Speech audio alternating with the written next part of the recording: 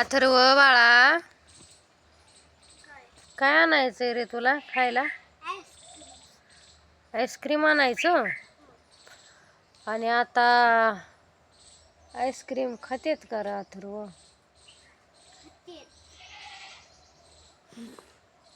अजून काय आणायचं तुला खायला? श्रीखंड. आणि पैसे आहेत का तुझ्याकडं आता? बघा मित्रांनो, आमच्या अथर्वकडं 10,000 रुपये आहेत बरं का. बघा 10,000 रुपये आहेत म्हणते. तर आता आम्ही जाणार आहे खायला आणा मित्रांनो. त्याला सांगितलं होतं झोप आणि मग तुला खायला घेऊन येते म्हणून. आता झोपेतनं उठले की चालू केलंय बघा, कधी आणायचं कधी आणायचं. मग आपलं इकडं पाठीमाग ह्याचं झाड आहे कडीपाल्याचं.